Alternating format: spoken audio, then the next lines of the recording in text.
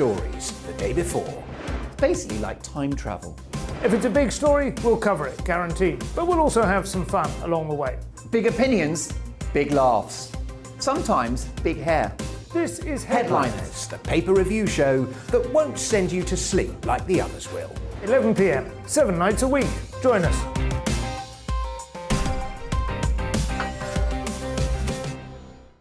Hello there, I'm Eamon Holmes. And I'm Isabel Webster. And we hope you can join us for Breakfast with Eamon. And Isabel. You make me laugh out loud, belly laugh. Is that important first thing in the morning? Yeah, absolutely. And there's me trying to be deadly serious. News is a serious business. Yeah, I have to rein you in sometimes. Well, it doesn't stop us laughing at it. It doesn't stop us having an opinion on what's going on. Yeah. And it certainly will not stop us reflecting what you think. Weekdays from 6 to 9:30 on GBNews. I'm Dan Wootton. Join me Monday to Thursday from 9 to 11 for the feistiest and most fun news debate on TV, where free speech reigns. I'll bring you a sharp take on the day's biggest stories, bombshell newsmaker interviews, and A-list guests. And I guarantee you, no spin, no bias, no censorship, and no reason to go to bed. That's Dan Wootton Tonight, Monday to Thursdays from 9 on GB News.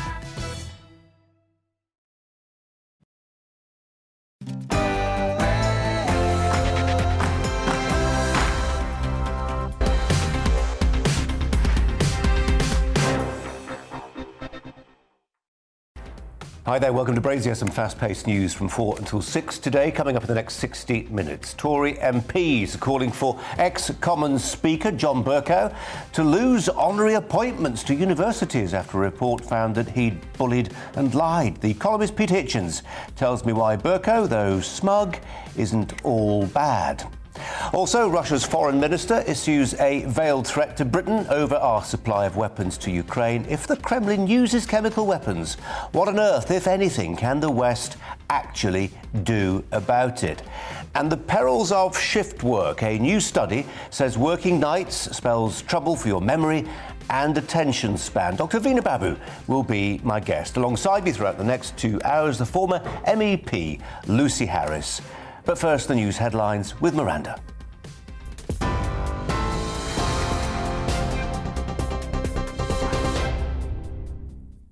Thank you, Colin. Good afternoon. It's 2 minutes past 4. The top stories from the GB newsroom.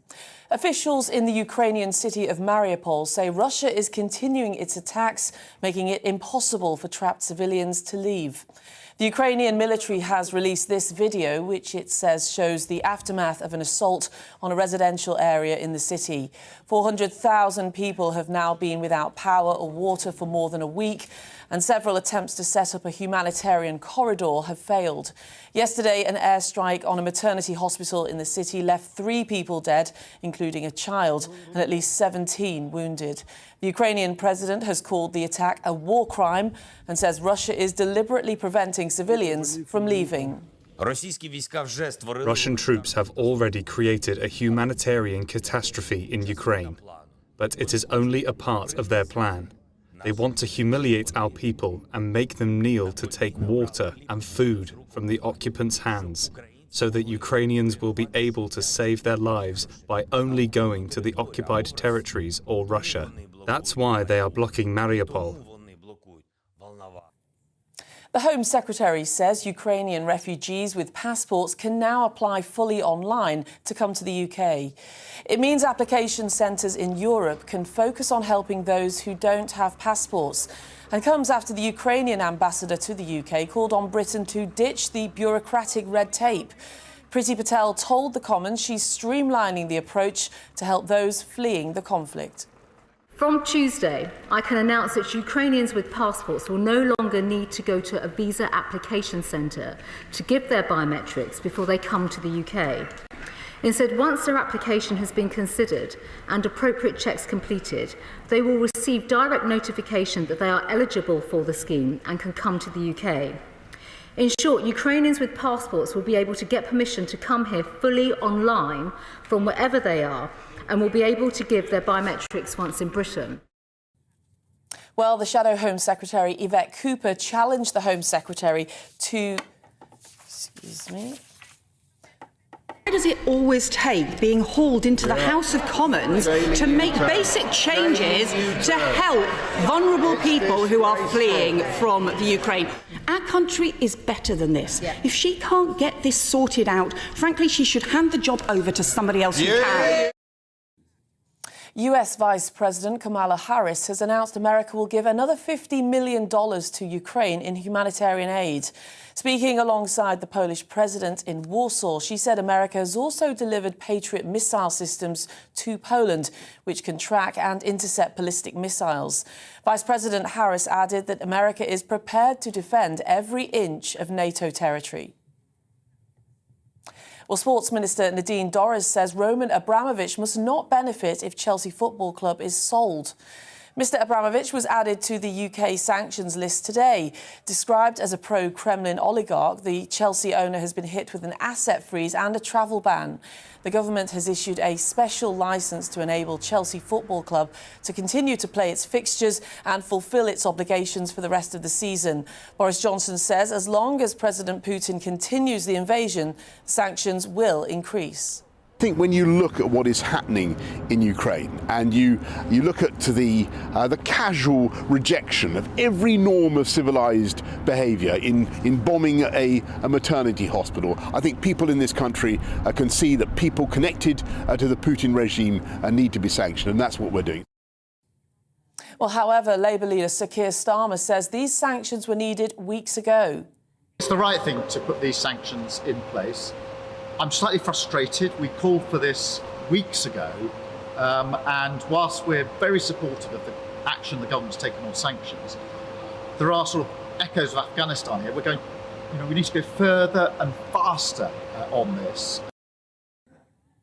The Prime Minister says soldiers who go absent without leave to fight in Ukraine will face a court-martial when they return to the UK. Boris Johnson says despite the clear distinction between good and evil in the conflict, no one should be going to fight. It's after the British Army announced a small number of soldiers have disobeyed orders and gone AWOL. There are fears they may have travelled to Ukraine to fight Russian troops. Labour's calling on the government to ramp up its production of green power amid rising global energy prices. A survey by Compare the Market suggests a third of families are struggling to pay their household bills. It's as the average price of petrol nears a record £1.60 a litre. The government says it'll unveil its energy supply strategy in the coming days. That's after committing to phase out Russian oil imports by the end of the year. Well, this is GB News. We'll bring you more news as it happens. Now let's get back to Brazier.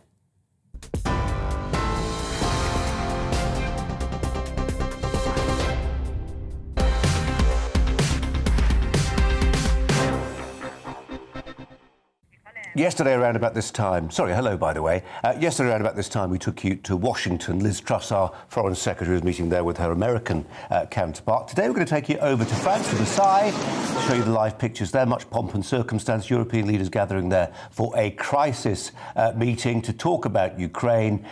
They've rolled out the red carpet and the band has been playing. Ursula von der Leyen there and Emmanuel Macron is welcoming those European leaders.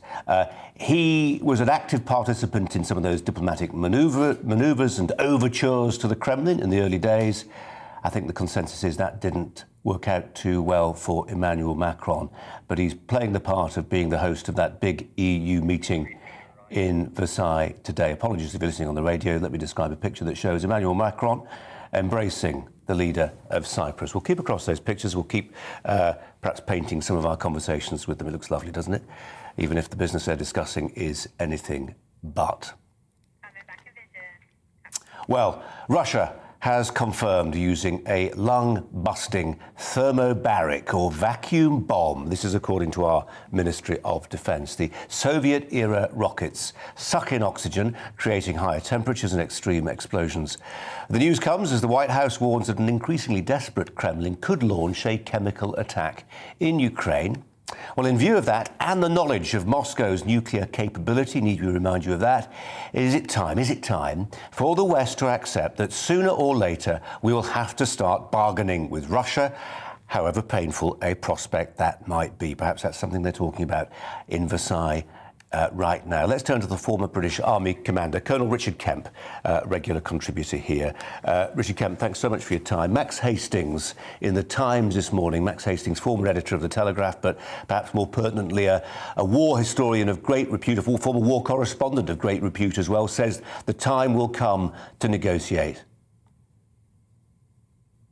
I think the time will come when European countries and NATO countries do try and put pressure on Ukraine to come to terms with Vladimir Putin. I think, it's all very well to keep supplying a war that is already been going on for 2 weeks, but the longer it goes on, the more violent and vicious it gets. I think the more faint-hearted European countries will become. What they should be doing now, and what they should have been doing for a while, is to mobilise a huge amount of forces and deploy them into Eastern Europe. We've deployed a few, but it's not hardly worth mentioning, really. But not to tell Putin that we're not going to intervene in any circumstance. We should be keeping him guessing, and we should be using our military power to deter the kind of violence that he's about to launch. Is there a danger with not ruling certain things out, though, Richard? I mean, we have ruled out a no-fly zone officially. That's the NATO position. That's the American position. Is that not right to rule it out? Because otherwise you risk, given how little it seems he's got to lose right now, you do potentially risk an escalation that takes us who knows where. Well, we know where, don't we? It ends with the mushroom cloud. Well, of course, there are always problems and implications, unexpected or unintended implications in pretty much any action when war is being fought. But I don't think it's right to reveal to someone like Putin the limits of what we're prepared to do. We should be prepared, if necessary, to intervene in Ukraine to prevent the bloodshed. And, for example, what happens if he does start using chemical weapons? Will we still keep out of it? I'm not advocating necessarily that Western forces should deploy into Ukraine, but I'm certainly advocating that we should not rule out the possibility we will, because I think it's only strength that deters people like Putin. Weakness and timidity and revealing our plans to him encourages him and provokes him to go from one extreme to the next.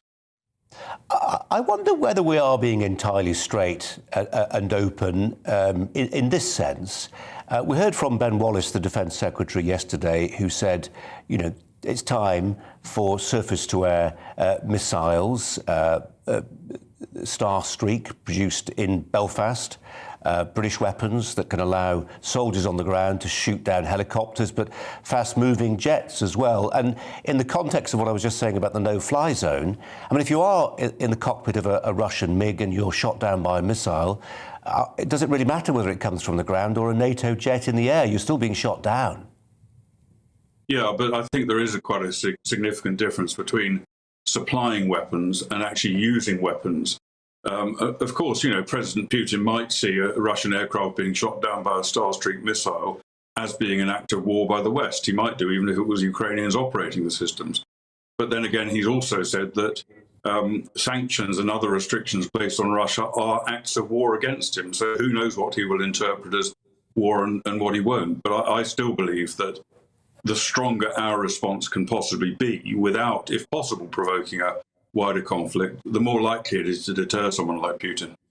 Can we just try, insofar as it's possible, to give an assessment, an interpretation of what's happening on the battlefields of Ukraine right now? I was reading a few moments ago that another senior Russian commander seems to have been killed pretty much at the head of a column.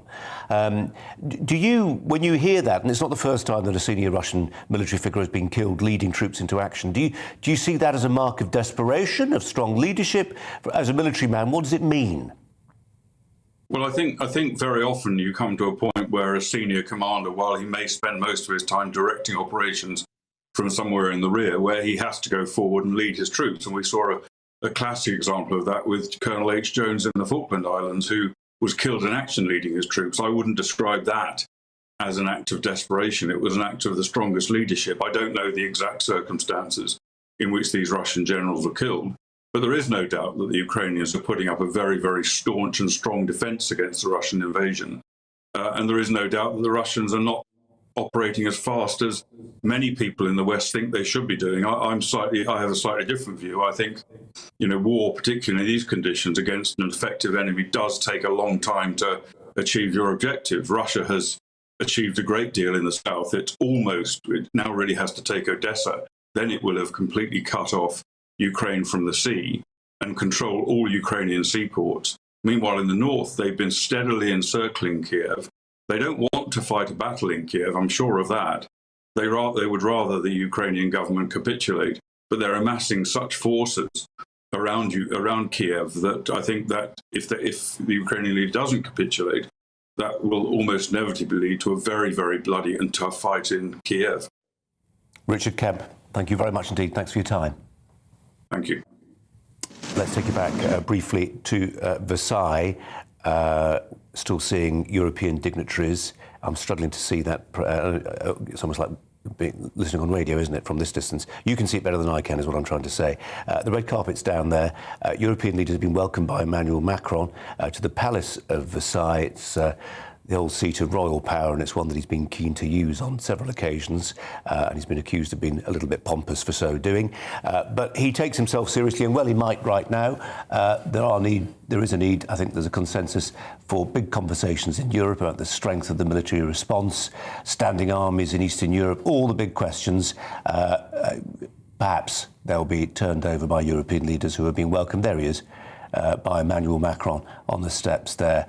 A crisis meeting about Ukraine, the French president playing host. We'll keep across what happens there for you throughout the course of the next hour and a half or thereabouts. Let's just turn to Lucy Harris, who's alongside me today, former MEP, to reflect on what Richard Kemp was saying there, and also those images from Versailles as well. There is a bit of jaw. Yeah. Will it stop war? I don't think so. And what they're doing in Versailles right now is probably discussing a white paper that the European Union is going to be putting together on how they diversify their energy dependency to take away some of that power from from the Russians in terms of the access to gas within the EU. So the EU has been incredibly fast, surprisingly, when it's come to this response. Well, it has been, hasn't it, actually? You're on the Brexit. We're both quite Brexity, actually. Yes, we're quite Brexity, But there's no denying they have been. And the German decision to rearm, $100 million of defence spending, was really quick. Yeah, it was really quick. I mean, it went from helmets to that. So that was a very fast turnaround. And normally, as we've seen with COVID, with their rollout of the vaccine, it's been incredibly slow. But with this, they've been fast. So kudos to them on that sense. But what they will be discussing is how they diversify the energy mix and to make sure that they have less dependency on Russia when it comes to their gas into the EU arena. But there is one big issue that Germany is highly dependent on gas from Russia. It's about 60% of gas goes into Russia. So there will be some absolute discord of how fast they can actually find that dependency and try and work out the maths behind it. What they'll be talking about is budgets. How are they going to afford a faster speed up of a diversity of the energy mix, and how they can do that a little bit faster. But money is going to be, of course, as always with the European Union, the main focus point of Versailles. Lucy, I'm glad you've talked about the energy question there, because it leads us on to the next story we're doing. As we reported yesterday, Nicola Sturgeon's been accused of ignoring contemporary political problems by, you'll remember this, issuing an apology to Scottish witches burned at the stake more than 400 years ago. Well, her critics say there are more pressing problems for the SNP to be dealing with, in particular, what to do about untapped energy supplies off the Scottish coast. Opposition politicians say the war in Ukraine means it's time for a fresh dash for gas in the North Sea, as well as the opening up of new oil fields too. The Conservative MSP for North East Scotland is Maurice Golden. Maurice, thanks so much for your time. When you think about that area in and around Aberdeen, thousands of high-value jobs there are ups and downs, aren't there, as the oil market, the oil price does better or worse. But what we're talking about here is something on a grander scale, a reset, really, a strategic reset, where the UK decides we will seriously press ahead with some of those reserves. Yeah, I think so. It's a massive employer in the Aberdeen area, but there's 100,000 jobs linked to North Sea oil and gas throughout Scotland, including the supply chain. And what we're seeing from the SNP is a doomsday approach to Scotland. They are failing to meet their climate targets and also signalling to industry that they do not want oil and gas to be extracted in Scotland. The revelations around the Cambo oil field, which would make no difference to our climate change targets, have already been baked in, and they're opposed to that, and that's going to cost jobs. But now, with the Ukraine crisis, Scotland and the UK have an opportunity to provide that oil and gas, displace Russian oil and gas to Europe and in particularly to Germany. Morrison, whose gift is it to sign off new fields or the return to old fields? I mean, we know there's obviously a political calculation that the SNP have to do given their proximity to the Scottish Greens. But is it in their gift, or is it in Kwasi Kwarteng's gift, the Business Secretary at Westminster, to say it's green to go, let's start drilling again?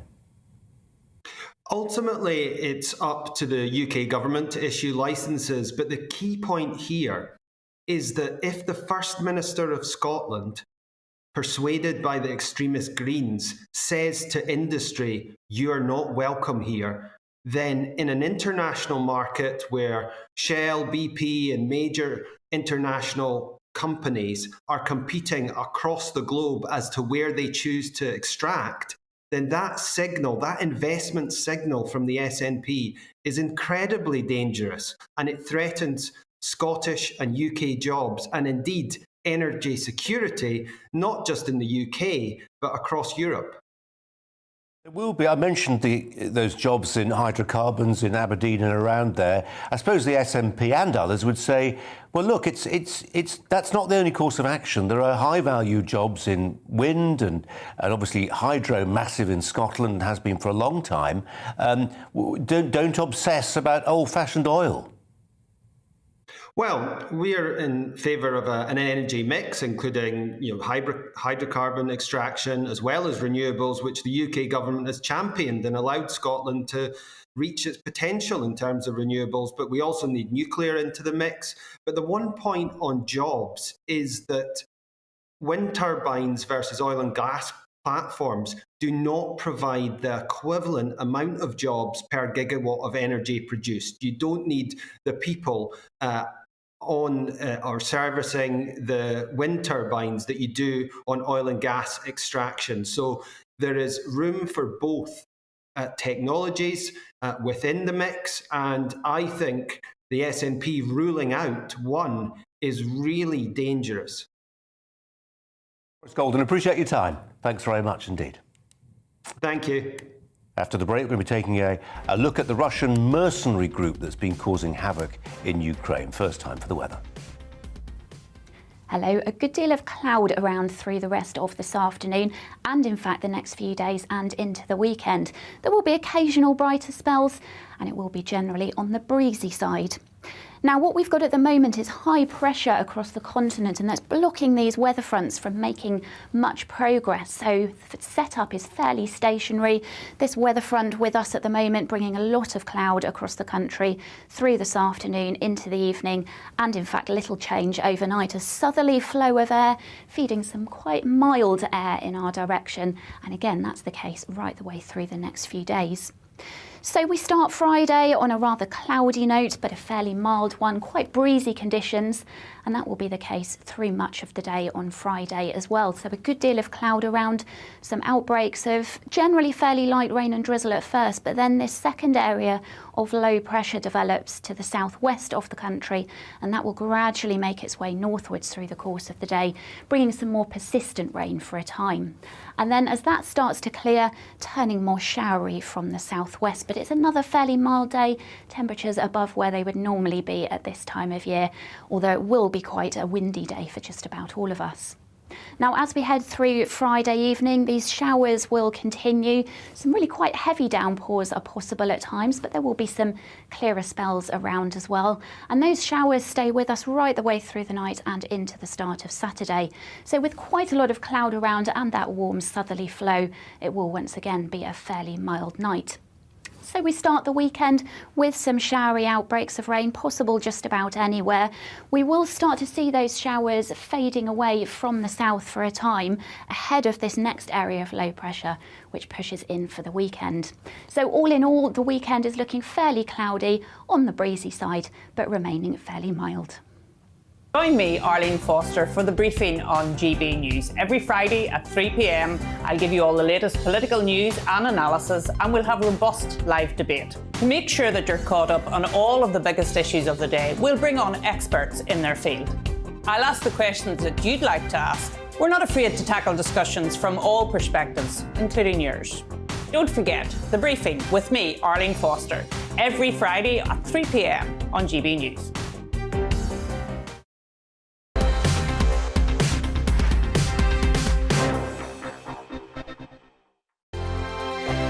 GB News is the UK's home of discussion and debate from all perspectives. To stay up to date on the latest stories, make sure that you subscribe to the GB News channel right here on YouTube. You can watch us live 24/7 across the whole world. You can also check out exclusive content and catch up on previous episodes of your favourite shows. Every day, we ask the questions that you'd ask, so why not add your voice to the conversation in the comments section? Don't forget to subscribe. We are GB News, Britain's news channel. Every night at 11 on GB News, we bring you the next day's stories the day before. Basically like time travel. If it's a big story, we'll cover it, guaranteed. But we'll also have some fun along the way. Big opinions, big laughs. Sometimes big hair. This is Headliners, the paper review show that won't send you to sleep like the others will. 11 p.m, 7 nights a week. Join us.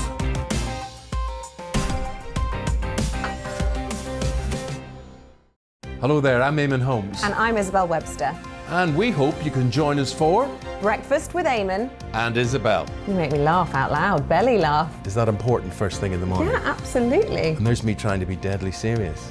News is a serious business. Yeah, I have to rein you in sometimes. Well, it doesn't stop us laughing at it. It doesn't stop us having an opinion on what's going on. Yeah. And it certainly will not stop us reflecting what you think. Weekdays from 6 to 9:30 on GB News. I'm Dan Wootton. Join me Monday to Thursday from 9 to 11 for the feistiest and most fun news debate on TV, where free speech reigns. I'll bring you a sharp take on the day's biggest stories, bombshell newsmaker interviews, and A-list guests. And I guarantee you, no spin, no bias, no censorship, and no reason to go to bed. That's Dan Wootton tonight, Monday to Thursdays from 9 on GB News.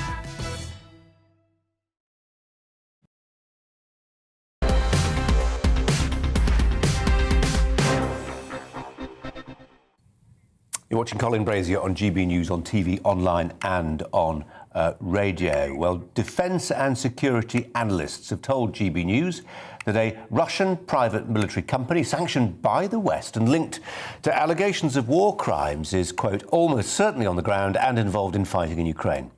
The Wagner Group, which the Kremlin denies even exists, is a secretive organisation made up of more than 5,000, mainly former members of the Russian military. It's been reported the group may have been tasked with trying to assassinate key Ukrainian leaders, including President Zelensky. Our security editor, Mark White, examines the background to the group. A shadowy organisation gathering hard facts on the activities of the Wagner Group is far from easy. But they are, we've been told, active in Ukraine, likely involved in highly dubious activities. However, as Moscow doesn't even acknowledge their existence, Vladimir Putin has plausible deniability of whatever they're up to. The founder and leader of the group is a sinister, shaven-headed fellow by the name of Dmitry Utkin, a former senior officer in Russia's Spetsnaz Special Forces.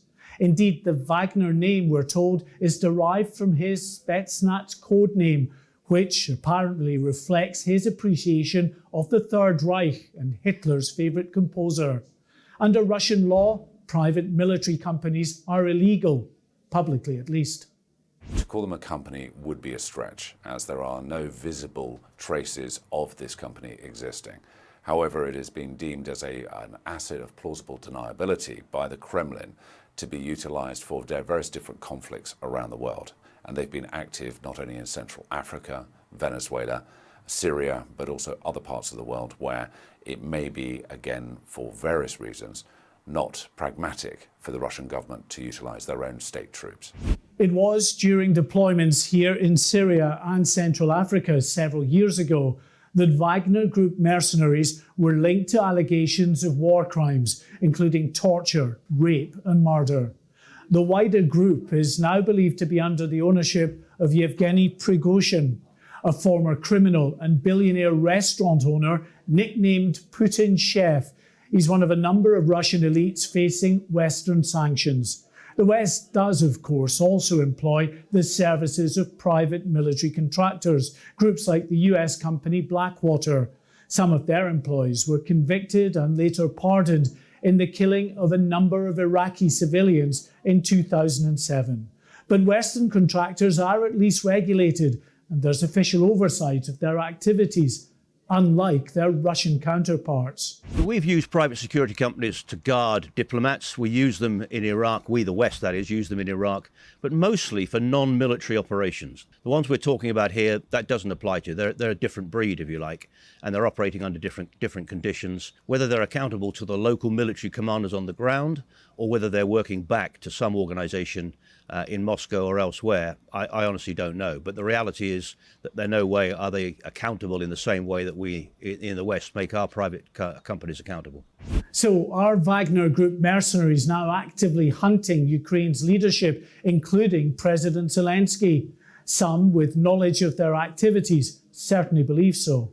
From what we understand in Ukraine right now, there is a kill team that are undertaking potential assassinations against key persons, including obviously Zelensky, that are very vocal in the charge for both morale for Ukrainian people, but also for the international community.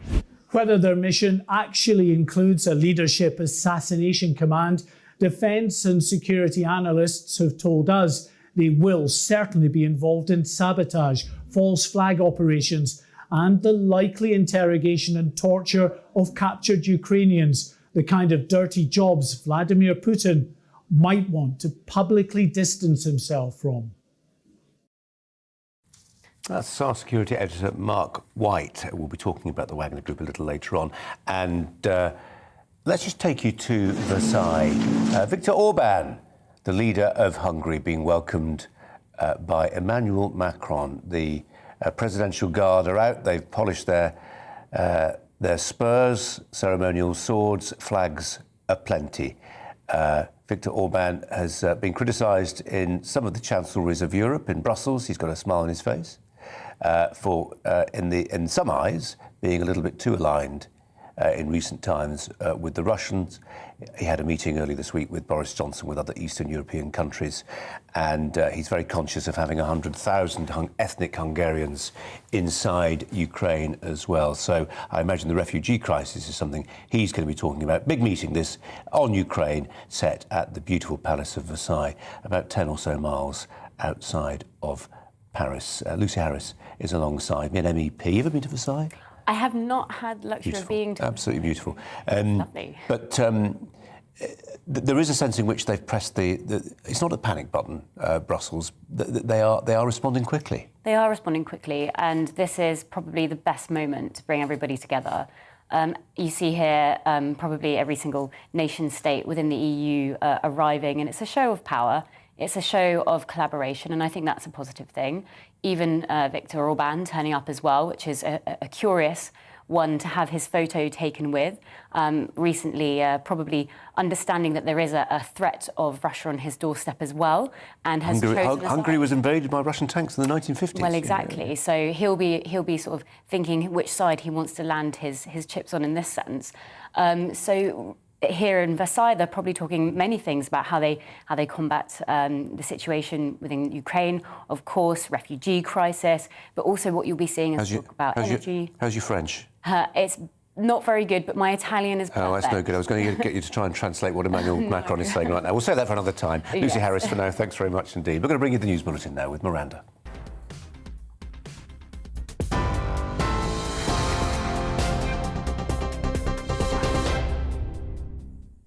Thank you, Colin. It's 4:33. The top stories from the GB newsroom. Officials in the Ukrainian city of Mariupol say Russia is continuing its attacks, making it impossible for trapped civilians to leave. Yesterday, an airstrike on a maternity hospital in the city left 3 people dead, including a child, and at least 17 wounded. A spokesperson for the Ukrainian president says Russia has changed its tactics and is now targeting civilians. The Home Secretary says Ukrainian refugees with passports can now apply fully online to come to the UK. It's after the Ukrainian ambassador called on Britain to ditch the bureaucratic red tape. Priti Patel says security checks will still take place, but biometric data can be gathered once refugees reach the UK.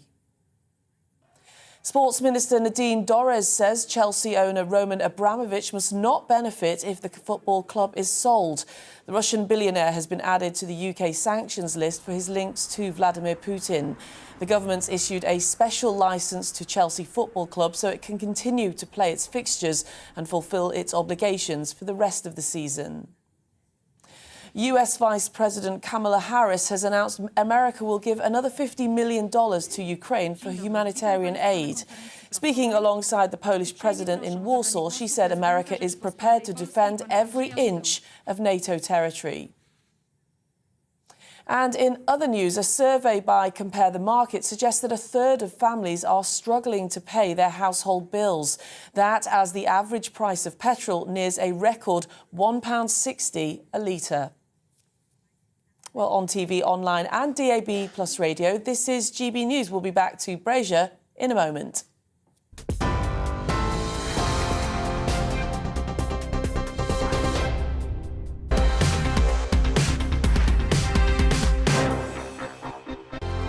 GB News is the UK's home of discussion and debate from all perspectives. To stay up to date on the latest stories, Make sure that you subscribe to the GB News channel right here on YouTube. You can watch us live 24/7 across the whole world. You can also check out exclusive content and catch up on previous episodes of your favourite shows. Every day, we ask the questions that you'd ask, so why not add your voice to the conversation in the comments section? Don't forget to subscribe. We are GB News, Britain's news channel.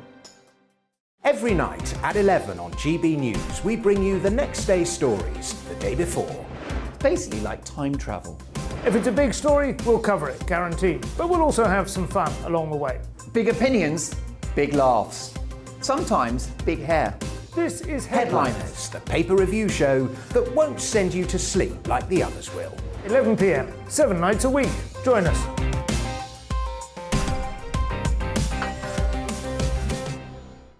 Hello there, I'm Eamon Holmes. And I'm Isabel Webster. And we hope you can join us for Breakfast with Eamon. And Isabel. You make me laugh out loud, belly laugh. Is that important first thing in the morning? Yeah, absolutely. And there's me trying to be deadly serious.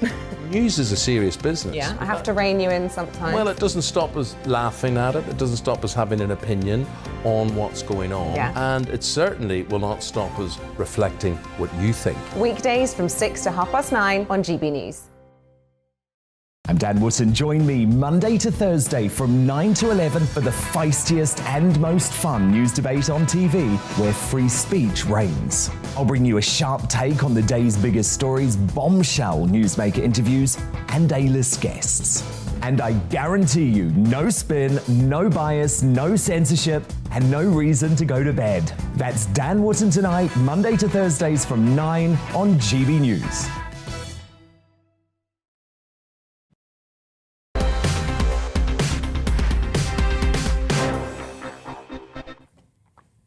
Welcome back. You're with Colin Brazier on GB News on TV, online and on digital radio. Well, this week Russia issued Ukraine 4 demands which it claimed would stop the conflict in Ukraine. In a moment, they were Ukraine ceasing its military action, a change of the constitution that would bar entry into NATO and the EU, acknowledging Crimea as Russian territory and recognising Donetsk and Luhansk as independent states. I should probably put quotes around independent.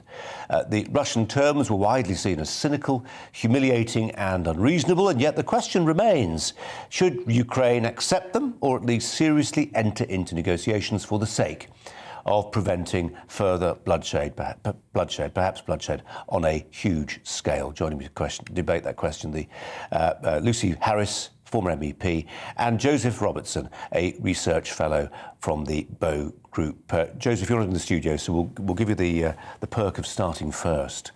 Peace at any price? Yeah, I think so, Colin. I think what we're seeing now is a demand which, during a wartime process, might seem unreasonable, but the reality is that before Putin moved to invade, Zelensky was even considering changing the constitution prior to this, and if it wasn't for perhaps some external influence from the US and the UK, may have moved to do so in order to de-escalate.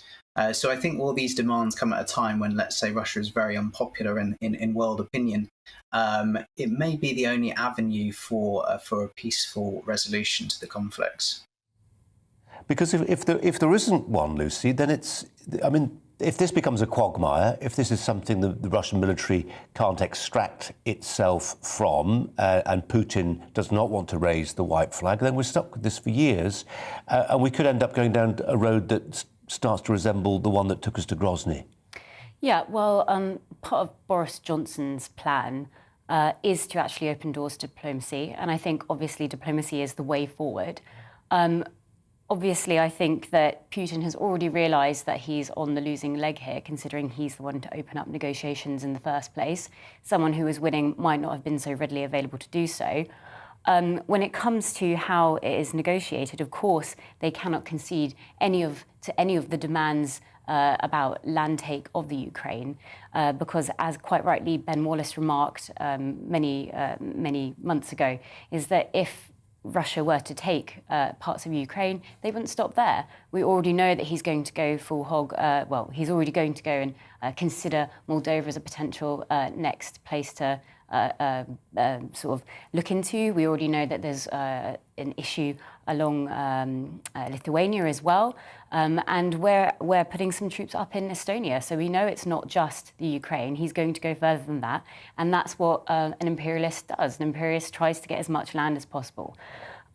Originally, it was just a slow incremental grab of land. He annexed the Crimea back in 2014, and he has done this quite brashly, and we've spotted it. So there's no way that I think that he would stop at this. Joseph, Max Hastings, venerable former war correspondent, former editor of the Daily Telegraph, author of goodness knows how many books on military history, going back to Vietnam, and a man who really knows his stuff, arguing in the Times today that there needs to be a serious conversation about a cessation of hostilities, negotiations, compromise, and a peace deal. He says it will stick in people's craws, but it has to be done. The problem is with peace talks is that both sides, when they're approaching, try and gain the upper hand, don't they? Because they know the peace talks are coming, and they make a last-ditch effort to get whatever they can in the bag. Absolutely. I think there's 2 points to be made here. I think the first is that we can talk about Putin wanting to grab swathes of land and territory, but the reality is that he himself will have to consider where he's going into. If it's pro-Russian territory, as he would claim in Luhansk and the Donbass, it's more likely to be somewhere that is going to want, or at least seem to want, to be under Russian rule. If he tries to take other parts of the Ukraine, or indeed other nations, he's going to come up against the problem of taking over territories which are totally anti-Russia. So I don't think that is a totally smart move on his part. We can argue all day about whether he would actually do that. I just don't think so. I do not think that's the case. I think that peace is the only option. I mean, Thatcher spoke to Gorbachev for a reason, not because she liked him, but because strong leaders have to negotiate and have to find at all costs. Joseph, he was rational. I mean, Thatcher talking to Gorbachev is one thing, but he was a rational actor. And there's a feeling that Putin just isn't. Well, there's a feeling, but we don't really have time for feelings. We've got to really cut beyond that and look at the realistic rhetoric that when you escalate in terms of power, it always leads to conflict. when you de-escalate a situation, hopefully there can always be a peaceful solution, even if it means minor or even major compromise. I simply think that to say on the one hand we care about the lives of civilians in the Ukraine, but then on the other to continue with this bellicose rhetoric without trying to offer solutions is simply not the way forward. I think there is a precedent for this. I think we can use Cyprus as an example of where an agreement has been reached and peace has been kept, for many years now, which is now turned into a tourist destination. I think brokering a Minsk III style agreement where both sides could actually honour, the mandates they contain within, and there would be a level of constitutional obligation on the regions that are being discussed territorially, then I think that could lead to a peaceful solution. I think that's what the West should be focusing on. Lucy Harris, Joseph Robertson there talks about Cyprus.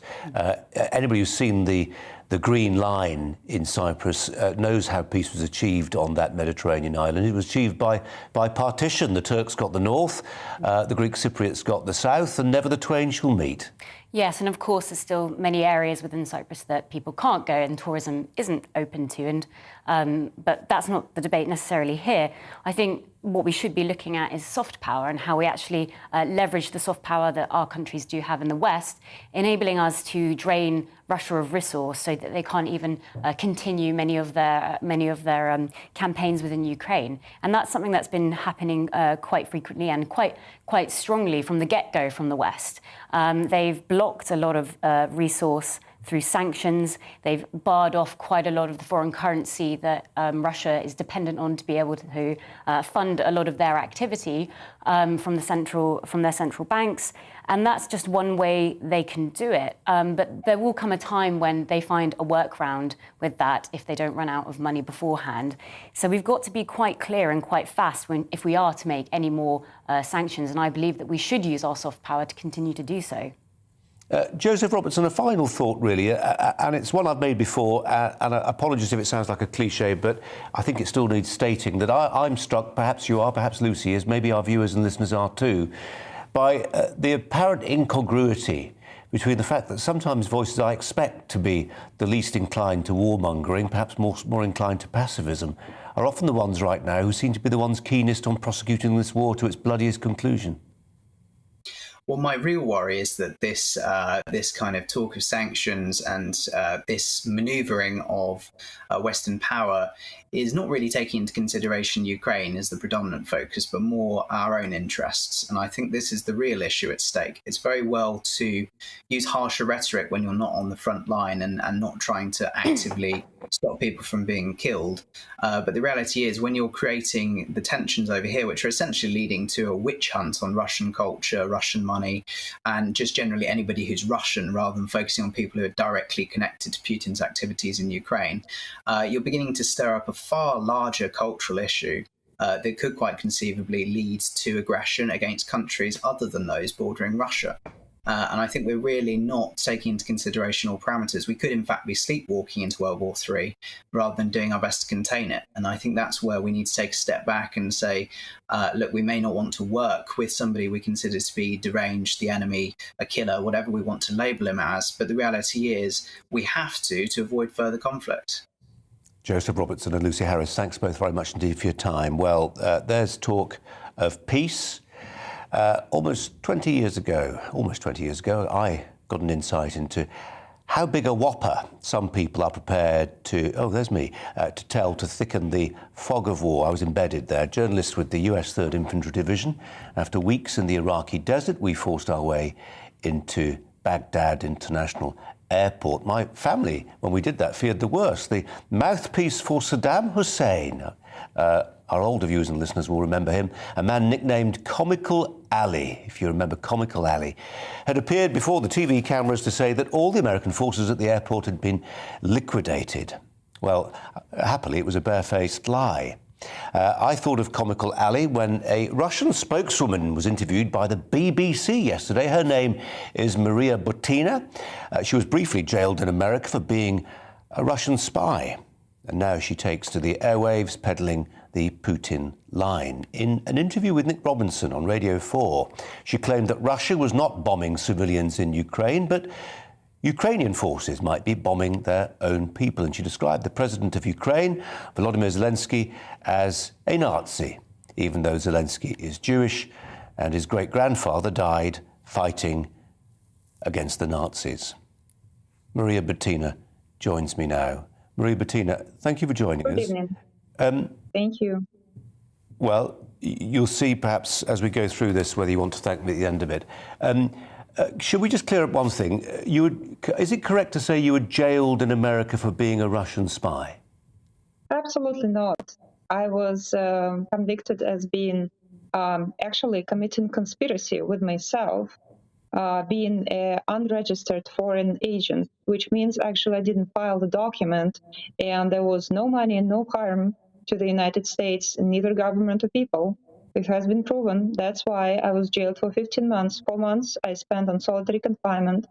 I wasn't given sleep, and they did terrible things with me. So it's kind of a story. I've never been a spy. You can check out the news. You can check out their conviction, what the judge said. And actually, eventually, the U.S. government apologized for calling me the Kremlin, whatever they call, honeypot or whatever, because I've never did such things. Thank you for letting me say my position. This is important. I appreciate the dialogue. That's not why you're here. We're here to talk about what Russia is doing in Ukraine. This is an invasion by Russian forces. They have shelled Ukrainian civilians who have been trying to get out of war zones. And yet we have a situation where Vladimir Putin says that the demagogue here, the Nazi, is Volodymyr Zelensky. What's the question? Well, the question is, you said in an interview yesterday at the BBC that the Ukrainians are bombing their own people. What a preposterous idea. Well, in the very beginning, you said that I hope, and these were my words, that nobody will bomb ever anybody's citizens, but it looks like it. And I hope that nobody would be able to give such an order, but it looks like this. Look, I don't speculate, I only give facts. Talking about the Nazis and talking about all this fascist and Nazi propaganda in Ukraine, well, yes, I do have questions, because I do believe that it's not about just discriminating by people by being Jewish, but it also means discriminated anybody based upon nationality, whether or not it's an Englishman, Englishwoman, whether it's Russian, American, it doesn't matter. So you just can't discriminate. So use another people. word. So use another word. I mean, we're having this conversation in English. Just don't use the word Nazi to describe a man whose great-grandfather died fighting the Nazis and who is Jewish himself. Well, how can I call a person that gives an order to celebrate, I can give you 2 names, to celebrate people who are actually killing Jews, thousands of Jews. You know, a Jewish woman saved my life in prison, so I have a deep appreciation to the Jews. So, you know, and it's unacceptable, as well as it's unacceptable for Polish and Israeli government that expressed their concerns, talking about the National Heroes Days that Ukraine passed in 2020. Just check it out. These people, the national heroes of Ukrainians, were actually killing thousands of Jews. They worked and served for SS. So I think it's unacceptable. And their embassies of Poland and Israel agree with me. Maria, I hate to interrupt you because we haven't got very much longer left, but I'm keen to press one point on you, I suppose. And if people can read that in the transcript of the interview you did with Nick Robinson yesterday with the BBC, I think it was quite illuminating. But we're trying to talk about the prospects today, given the meeting in Antalya in Turkey of your foreign minister and his Ukrainian counterpart. The prospects of securing some kind of peace deal. Is your leader, Vladimir Putin, the kind of man who ultimately is interested in peace? Absolutely, yes. And Russia keeps its word. If we give the word, we keep the word. And I think everybody in Russia, including our president, wants peace. Russians are the nation that is, at least, we don't want war. everybody in my family, there are people who actually died during the Second World War. Yeah. And it's a big tragedy. We're out of time, Maria Butina. I have to say, for a people in a nation who don't want war, you're forming a very good impression of a country that's very keen on it. Maria, thank you very much indeed. Maria Butina there joining us live, as you see. After the break, how bad for your health is working night shifts? Dr. Veena Babu will explain. It's the weather. Hello. A good deal of cloud around through the rest of this afternoon and in fact the next few days and into the weekend. There will be occasional brighter spells and it will be generally on the breezy side. Now, what we've got at the moment is high pressure across the continent, and that's blocking these weather fronts from making much progress. So the setup is fairly stationary. This weather front with us at the moment bringing a lot of cloud across the country through this afternoon into the evening, and in fact little change overnight. A southerly flow of air feeding some quite mild air in our direction, and again that's the case right the way through the next few days. So we start Friday on a rather cloudy note, but a fairly mild one, quite breezy conditions, and that will be the case through much of the day on Friday as well. So a good deal of cloud around, some outbreaks of generally fairly light rain and drizzle at first, but then this second area of low pressure develops to the southwest of the country, and that will gradually make its way northwards through the course of the day, bringing some more persistent rain for a time. And then as that starts to clear, turning more showery from the southwest. But it's another fairly mild day, temperatures above where they would normally be at this time of year, although it will be quite a windy day for just about all of us. Now, as we head through Friday evening, these showers will continue. Some really quite heavy downpours are possible at times, but there will be some clearer spells around as well. And those showers stay with us right the way through the night and into the start of Saturday. So with quite a lot of cloud around and that warm southerly flow, it will once again be a fairly mild night. So we start the weekend with some showery outbreaks of rain, possible just about anywhere. We will start to see those showers fading away from the south for a time ahead of this next area of low pressure, which pushes in for the weekend. So all in all, the weekend is looking fairly cloudy on the breezy side, but remaining fairly mild.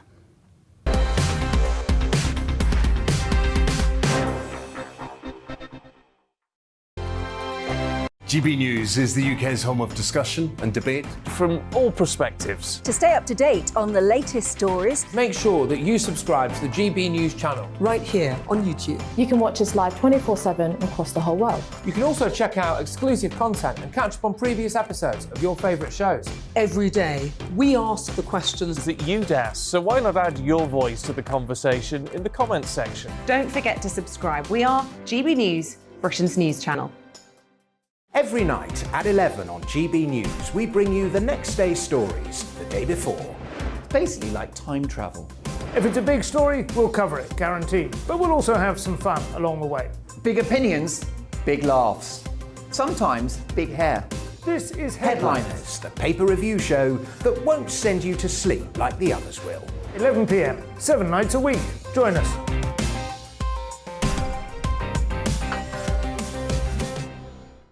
Hello there, I'm Eamon Holmes. And I'm Isabel Webster. And we hope you can join us for Breakfast with Eamon and Isabel. You make me laugh out loud, belly laugh. Is that important first thing in the morning? Yeah, absolutely. And there's me trying to be deadly serious. News is a serious business. Yeah, I have to rein you in sometimes. Well, it doesn't stop us laughing at it. It doesn't stop us having an opinion on what's going on. Yeah. And it certainly will not stop us reflecting what you think. Weekdays from 6 to 9:30 on GB News. I'm Dan Wootton. Join me Monday to Thursday from 9 to 11 for the feistiest and most fun news debate on TV, where free speech reigns. I'll bring you a sharp take on the day's biggest stories, bombshell newsmaker interviews, and A-list guests. And I guarantee you, no spin, no bias, no censorship, and no reason to go to bed. That's Dan Wootton tonight, Monday to Thursdays from 9 on GB News.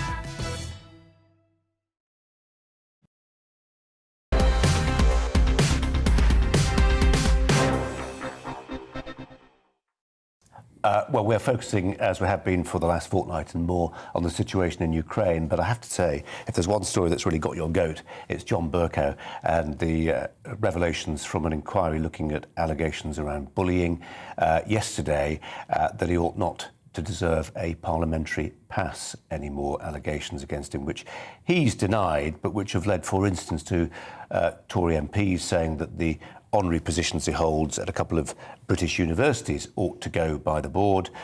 Lewis, well, we've got a load of emails here. One from Lewis says, why are you going after Bercow? Oh, no, that's not the one. Cheesy grinning Bercow lost any privileges he thought he was entitled to when his biased attitude came out during Brexit. Lewis says, in the interest of balance, why are you going after Bercow when the same allegations were made against Patel? Is this witch hunt purely Brexit-powered? Well, Lucy Harris was a Brexit MEP. Is this Brexiteers having a field day? No, I think it's the right process for the right issues that have happened within Parliament. He's somebody who has thrown mobile phones and smashed them on tables. He's somebody who has bullied people, made them feel anxious. He's somebody who's gone out of his way to make sure that the cards are stacked in the favours of Remainers back in the Brexit days. He's somebody who has used his privilege and position to be able to make sure that parliamentary procedure was in his favour. Lucy, do you think people turned a blind eye to those allegations because they felt it would serve their Remainer cause? Absolutely. I think that's precisely what's happened. Obviously, being a person who is at the centrepiece of Parliament, he's the Speaker. He's in an incredibly powerful position to be able to dictate what the agenda is for Parliament, and he's used that on multiple occasions to make sure that his Remainer friends got the right sort of timings for their legislations to go through it when they wanted it to go through. So, he's one of those characters who not only has abused a position of power, but he's also one of those characters who's abused his position as somebody within Parliament. I tell you what, Lucy, I was talking to Peter Hitchens, a well-known columnist, about this. People may be surprised by what he's got to say about John Bercow. We'll share that with you very shortly. It's just gone 5 o'clock.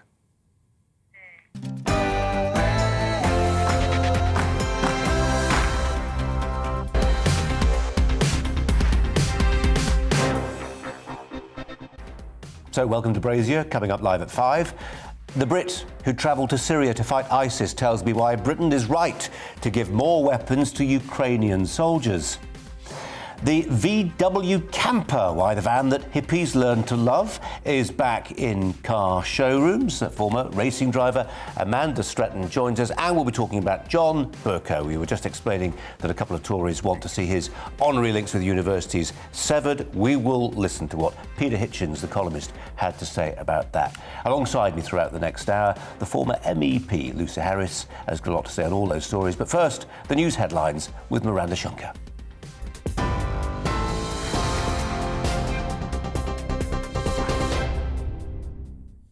Thank you, Colin. Good afternoon. It's 1 minute past 5. The top stories from the GB newsroom. Officials in the Ukrainian city of Mariupol say Russia is continuing its attacks, making it impossible for trapped civilians to leave. The Ukrainian military has released this video, which it says shows the aftermath of an assault on a residential area in the city. 400,000 people have been without power or water for more than a week now, and several attempts to set up a humanitarian corridor have failed. Yesterday, an airstrike on a maternity hospital in the city left 3 people dead, including a child, and at least 17 wounded. A spokesperson for the Ukrainian president says Russia has changed its tactics and is now targeting civilians. Russian troops have already created a humanitarian catastrophe in Ukraine, but it is only a part of their plan. They want to humiliate our people and make them kneel to take water and food from the occupants' hands, so that Ukrainians will be able to save their lives by only going to the occupied territories or Russia. That's why they are blocking Mariupol.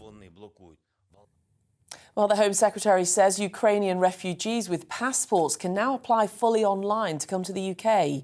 It means application centres in Europe can focus on helping those who don't have passports, and comes after the Ukrainian ambassador to the UK called on Britain to ditch the bureaucratic red tape. Priti Patel told the Commons she's streamlining the approach to help those fleeing the conflict.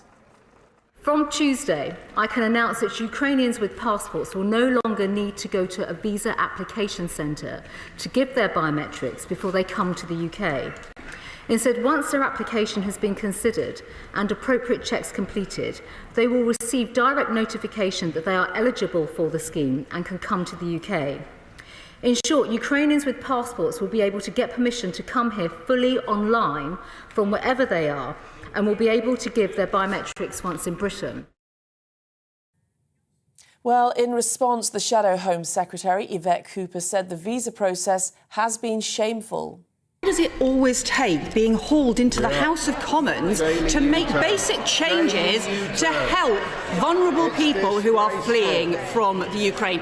Our country is better than this. If she can't get this sorted out, frankly, she should hand the job over to somebody else who can. US Vice President Kamala Harris has announced America will give another $50 million to Ukraine in humanitarian aid. Speaking alongside the Polish president in Warsaw, she said America has also delivered Patriot missile systems to Poland, which can track and intercept ballistic missiles. Vice President Harris added that America is prepared to defend every inch of NATO territory. Sports Minister Nadine Dorries says Roman Abramovich must not benefit if Chelsea Football Club is sold. The Russian billionaire was added to the UK sanctions list today. Described as a pro-Kremlin oligarch, the Chelsea owner has been hit with an asset freeze and a travel ban. The government has issued a special licence to enable Chelsea Football Club to continue to play its fixtures and fulfil its obligations for the rest of the season. Boris Johnson says as long as President Putin continues the invasion, the sanctions will increase. I think when you look at what is happening in Ukraine and you look at the casual rejection of every norm of civilized behaviour in bombing a maternity hospital, I think people in this country can see that people connected to the Putin regime need to be sanctioned, and that's what we're doing. Well, however, Labour leader Sir Keir Starmer says these sanctions haven't come in quick enough. It's the right thing to put these sanctions in place. I'm slightly frustrated. We called for this weeks ago, and whilst we're very supportive of the action the government's taken on sanctions, there are sort of echoes of Afghanistan here. We're going, we need to go further and faster on this. The Prime Minister says soldiers who go absent without leave to fight in Ukraine will face a court-martial when they return to the UK. Boris Johnson says despite the clear distinction between good and evil in the conflict, no one should be going to fight. It's after the British Army announced a small number of soldiers have disobeyed orders and gone AWOL. There are fears they may have travelled to Ukraine to fight Russian troops. Labour's calling on the government to ramp up its production of green power amid rising global energy prices. A survey by Compare the Market suggests a third of families now are struggling to pay their household bills. It's as the average price of petrol nears a record £1.60 a litre. The government says it'll unveil its energy supply strategy in the coming days. That's after committing to phase out Russian oil imports by the end of the year. Well, this is GB News. We'll bring you more news as it happens. Now it's back to Brazier.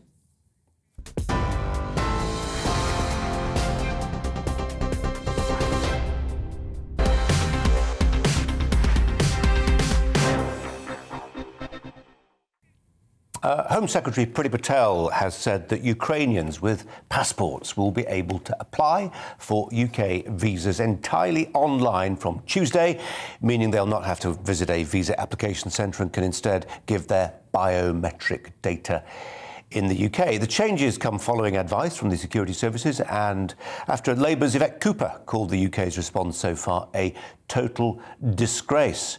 Let's go to the Ukraine-Poland border. Our GB News reporter Bradley Harris is there for us. Bradley.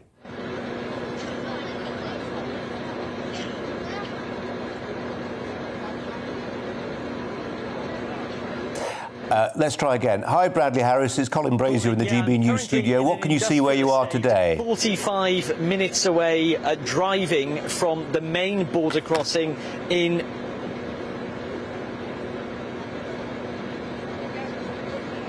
Hi, Colin. Yeah, that's right. I'm currently standing in an industrial estate 45 minutes away from the main border crossing in Medyka, and we're very close to the other border crossing with Ukraine at Korkova. behind me there is a huge warehouse filled with thousands and thousands of Ukrainian refugees. Up on the walls there are big signs made out of cardboard, signs that say Germany in one corner, you've got Italy in another, you've got Finland on another wall. These are areas where Ukrainian refugees can go and place themselves if that's where they choose to go next. Here my cameraman Jose is pointing at the areas of support where there is free food, free drink. This is the effort that's being made here in Poland. Freshly made soup, because there are thousands of people in here. I'm told by a volunteer inside who I spoke to earlier, they said that this is actually quiet right now. If we had come here 3 or 4 hours ago, it would have been almost body-to-body contact. It would have been a struggle to actually get past people. That's how busy it's been here. Inside, there are people laying on beds, mainly women and children, unsure about where they're going to go next. Behind me, there are the coaches who are dropping off people here every 5 to 10 minutes, and then there are coaches who are also picking them up, taking them to nearby train stations. Promotional train station is one of the closest and one of the biggest, and onwards there they go to neighbouring cities in Poland, because of course this setup that they have in the warehouse where there's, and I mean thousands of beds, this is a temporary setup. It's not a permanent setup. This is a temporary station for people to stay overnight to then make an onward journey elsewhere. So interesting to see a huge warehouse, once stocked with food and other items, now filled with Ukrainian refugees as they work out what the next steps are for their journey ahead. Bradley, thanks very much indeed. Apologies for butting in there. There was a very long delay on the satellite link, but we got the message loud and clear from Bradley Harris and the situation there on the Polish-Ukrainian border where so many people have been passing through. With me today in the studio, Lucy Harris, former MEP, watching with a kind of grim fascination, as many of us are, at seeing a major European country. But its refugees being welcomed, actually, by countries which had been in the doghouse with Brussels. It's amazing. I've seen videos of German families sort of, waiting for refugees to come through the door and sort of take them to their houses. And I think that's just so warming. That really is European solidarity. Obviously, on our side of the story, we've had, again, some bureaucratic issues, and it always is bureaucratic issues on our side of the story when it comes to processing people and whatnot. But we have set up a few camps to sort of process people in Calais, in Paris, and other areas across the European Union. So I think that's really positive news. And it's utterly heartbreaking to see mothers who one day were taking their children to work and to school and to have a normal day in their lives. And then, as you can see from the report, then having to choose whether they go to Italy, then having to choose whether they go to Germany. Their whole life completely turned upside down. Yeah. And potentially for the rest of their lives, if they don't go back to Ukraine and maybe their village or town has been destroyed, as some of them doubtless have been by this stage. Let's just bring you a story that reminds us that life goes on in all its very different ways outside of Ukraine and war and bloodletting and all the rest of it. It's a story that's just dropped about the Tesla boss, and much else besides, the boss of SpaceX, the billionaire Elon Musk, and his on and off again partner, singer Grimes. They've secretly had a second child via a surrogate, it's just been reported. They've announced the birth of a baby girl. And what makes this particularly interesting is the name they've chosen. Exa, help me if you can, Lucy. Why something Z? I don't know. It's Z? Y. Y. I think it's basically Y. You may remember that he's already got a son, Elon Musk, with Grimes. Don't ask me to remember the name. I won't know. Anyway, we'll come back to that story when we know a bit more about it. Now, recent years have seen a boom in sales of second-hand VW camper vans. It was a much-loved vehicle dating back to the 1960s with lots of nostalgia appeal, which may be why it's had a makeover. Volkswagen says its new version will be available from later this year and is all-electric. It can travel up to 250 miles on a single charge. Let's turn to the former racing driver, broadcaster and motoring journalist, Amanda Stretton, who's there, as you see. Amanda, welcome to you. It is a much-loved vehicle, the VW Camper. I had the VW Transporter, which is a slightly clunkier version, that sort of slightly boxier version. But that 1960s iconic shape, they're reviving it in electric form. That's right, yeah. Many manufacturers are actually looking back to their roots. And I think it really is a point of differentiation now that so many cars are developed using sort of computer technology and computer-aided design. Obviously, they're becoming much more efficient and there are only so many ways you can design it. So it's really interesting to see manufacturers actually looking for those points of difference and, you know, going back to a vehicle that was hugely popular, as you say, back in the 50s and 60s.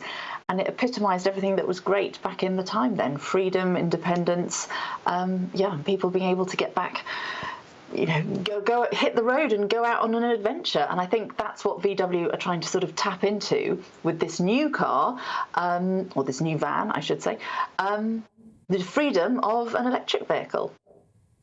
Is there a little bit of rinsing reputationally here? I mean, I don't want to stir this hornet's nest too much, but I mean, obviously VW had its troubles in terms of environmental levels recorded. I mean, you know the story far better than I and many of our viewers and listeners, but, you know, they copped for a lot of flack.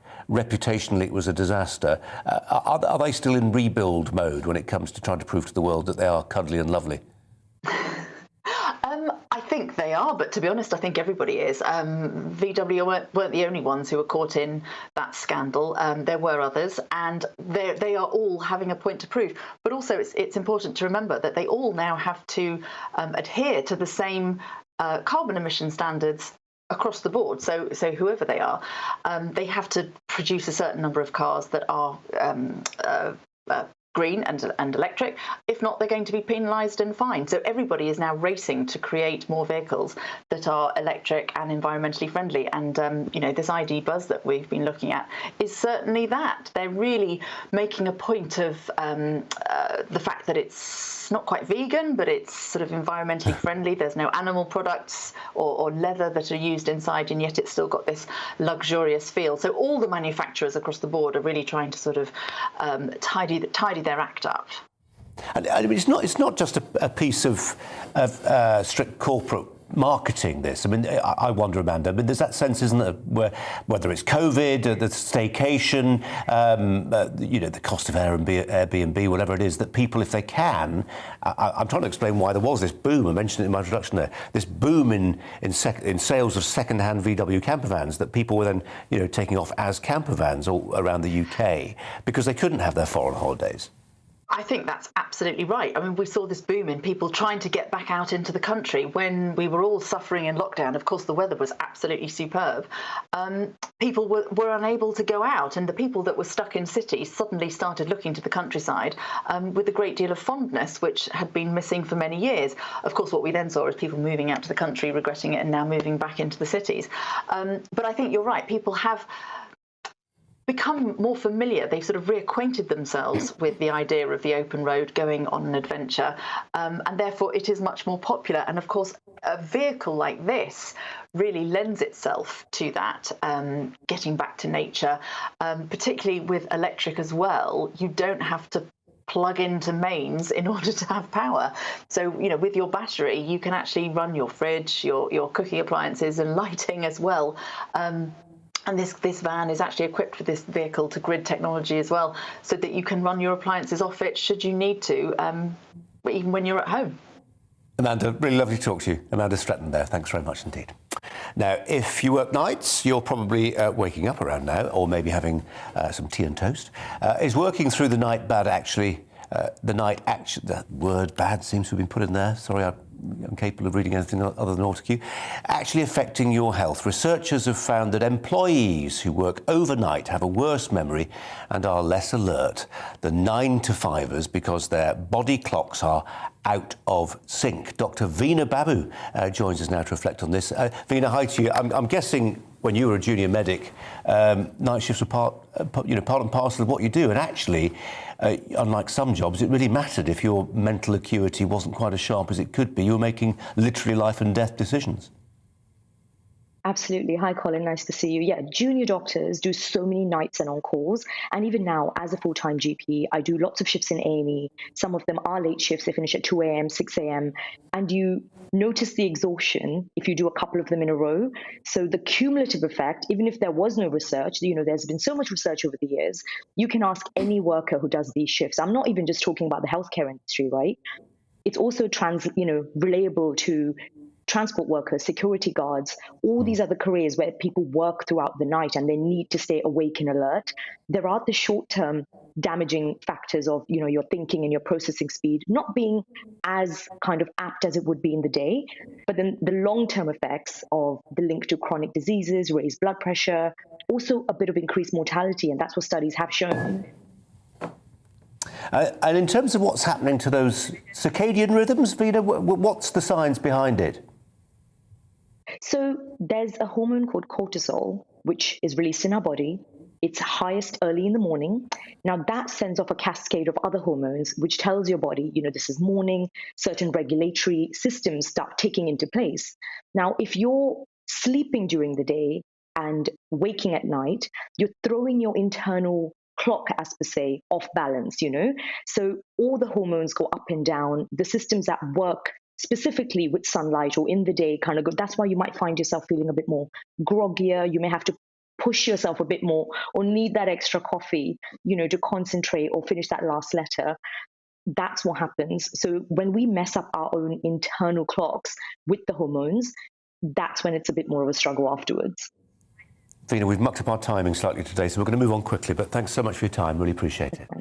Lucy Harris alongside me, former MEP, pulled a few all-nighters, I imagine, a few parties here and there, but used to work in Waitrose, used to come in and stack the shelves at 3 a.m. in the morning, so that was a bit of a hard one, but we got paid double time, so it was sort of... Well, this is the point, isn't it? I mean, as a Brexiteer, you campaigned for, people who did a lot of these jobs overnight, not to be in the country, but part of that deal was that the people who were then doing these jobs that other people don't always want to do, working the night shift, got paid more, got paid fairly for what they did. I think certainly some people campaigned to make sure that there was sort of a supply and demand issue when we look at workers from the European Union. Of course, if you have more workers there, you get a bit of a lower pay.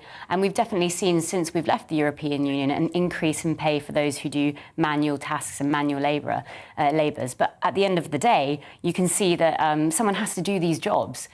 So whether or not they do affect your health, and unfortunately sometimes they do, someone has to do these jobs. But at least now they're likely to get better paid.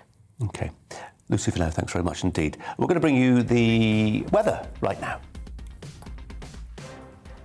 Hello, a good deal of cloud around through the rest of this afternoon and in fact the next few days and into the weekend. There will be occasional brighter spells and it will be generally on the breezy side.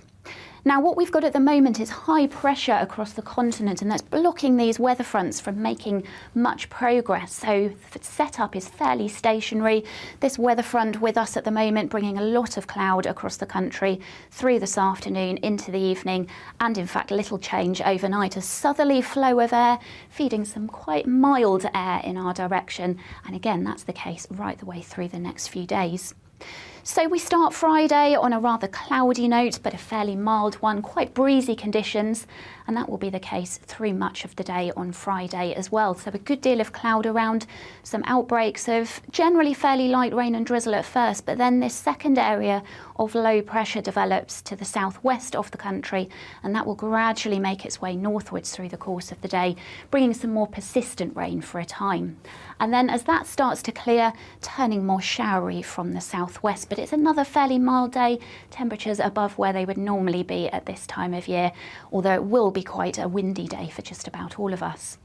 Now, as we head through Friday evening, these showers will continue. Some really quite heavy downpours are possible at times, but there will be some clearer spells around as well. And those showers stay with us right the way through the night and into the start of Saturday. So with quite a lot of cloud around and that warm southerly flow, it will once again be a fairly mild night. So we start the weekend with some showery outbreaks of rain possible just about anywhere. We will start to see those showers fading away from the south for a time ahead of this next area of low pressure, which pushes in for the weekend. So all in all, the weekend is looking fairly cloudy on the breezy side, but remaining fairly mild. Join me, Nana Akua, on Fridays, Saturdays and Sunday afternoons here on GB News. Expect fiery debate and passionate discussion as my panel and I take on some of the top stories hitting the headlines. You can look up the statistics. No, you look it up. I hug everyone. We learn from it and try and move on. That's it. Opinion is at the heart of the show. It's a place for open and frank conversation, but without the fear of cancellation.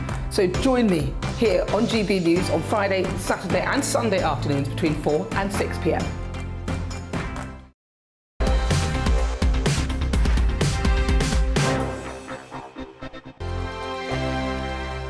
GB News is the UK's home of discussion and debate from all perspectives. To stay up to date on the latest stories, make sure that you subscribe to the GB News channel right here on YouTube. You can watch us live 24/7 across the whole world. You can also check out exclusive content and catch up on previous episodes of your favourite shows. Every day, we ask the questions that you'd ask, so why not add your voice to the conversation in the comments section? Don't forget to subscribe. We are GB News, Britain's news channel. Every night at 11 on GB News, we bring you the next day's stories the day before. It's basically like time travel. If it's a big story, we'll cover it, guaranteed. But we'll also have some fun along the way. Big opinions, big laughs. Sometimes big hair. This is Headliners, the paper review show that won't send you to sleep like the others will. 11 p.m, 7 nights a week. Join us.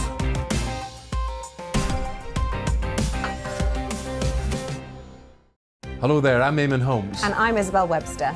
And we hope you can join us for Breakfast with Eamon and Isabel. You make me laugh out loud, belly laugh. Is that important first thing in the morning? Yeah, absolutely. And there's me trying to be deadly serious. News is a serious business. Yeah, I have to rein you in sometimes. Well, it doesn't stop us laughing at it. It doesn't stop us having an opinion on what's going on. Yeah. And it certainly will not stop us reflecting what you think. Weekdays from 6 to 9:30 on GB News. I'm Dan Wootton. Join me Monday to Thursday from 9 to 11 for the feistiest and most fun news debate on TV, where free speech reigns. I'll bring you a sharp take on the day's biggest stories, bombshell newsmaker interviews, and A-list guests. And I guarantee you, no spin, no bias, no censorship, and no reason to go to bed. That's Dan Wootton tonight, Monday to Thursdays from 9 on GB News.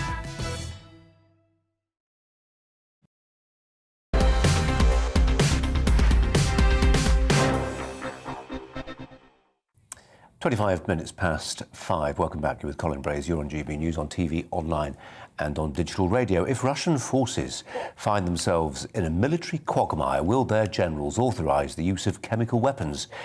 If we let that pass and they still can't achieve victory, might they up the ante further and deploy, I mean, it's hard to believe we're even saying this, deploy battlefield nuclear weapons? Not since the coldest days of the Cold War have these questions mattered more. You could say that the Russians have nothing to lose by using chemical weapons, as they did in Syria. We've already said they have committed war crimes, so they may well think, might as well be hung for a lamb as for a sheep. And when it really comes to it, what's the point even talking about our red lines? Are we really prepared to risk nuclear war with Russia by punishing their use of chemical weapons, should they use them in Ukraine? Bob Seeley is on the Foreign Affairs Select Committee, joins me now. Bob Seeley, welcome to you. In the horrific event of chemical weapons being used by Russians who get bogged down in Ukraine, as they seem to be doing, what ought we to do? I'm not sure we have that many options. We can continue to tighten the screws, but we've also we've already tightened the screws as much as we can do. The reality is that the Syrians, with their Russian allies, used chemical weapons very effectively, sad to say, in Syria. And we let it happen there because we had the option to do something. We decided not to, and people would say, well, let's hope we don't live to regret it, and maybe this is an example of us living to regret that. Chemical weapons are very effective when it comes to emptying cities, Colin, because they're heavier than air. So sarin and chlorine, which is only lethal for half an hour at most, they flow into the basements like running water, and they strangle and suffocate the people there and kill them in absolutely horrific circumstances. But that is their use. And after 4 years of the Aleppo siege, the siege was raised in a dozen days because they used chemical weapons for a dozen days. And you can see why somebody who feels they've got nothing to lose, if you're Vladimir Putin, you're in the bunker in the Kremlin, and you think, well, if I lose this war, if I'm unseated and I end up in The Hague, I'm already going to be facing war crimes charges for what's happened already. We've been bombing civilian areas, we've had humanitarian corridors, my generals have opened them, and then we've shelled them. He may feel he can go further because he's already in a lot of trouble. Yes. So I think there are two responses to that. Firstly, I think this is probably going to be okay. There isn't much which is a red line for the Russian people because they've had 20 years of Putin propaganda, and the majority of people even now believe what they're being told on Russian TV because they don't have other sources of information and they don't want other sources of information. So the minority of voices who are educated tend to be younger, tend to be tied much more into the internet, in St. Petersburg, in Moscow. These people are not the majority in Russia. The majority in Russia will accept a somewhat thuggish dictator as long as there's order and stability and some hope of a better life at some point. Secondly, I do think we need to continue to have a way out for Putin. There is no point getting 100% victory if Ukraine and indeed Europe is an irradiated wasteland. So we have to be very mindful that we frankly underreacted for many years, which is hugely frustrating. And now what we need to not do is overreact now. The best chance, we've got to ask ourselves, what does strategic victory look like, Colin? And I would say that strategic victory in 10 years' time looks like an independent Ukrainian state which is thriving. Might it be smaller, Bob? Might it be a smaller state?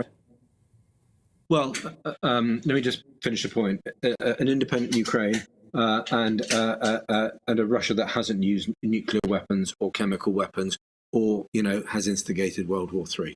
So that is strategic success.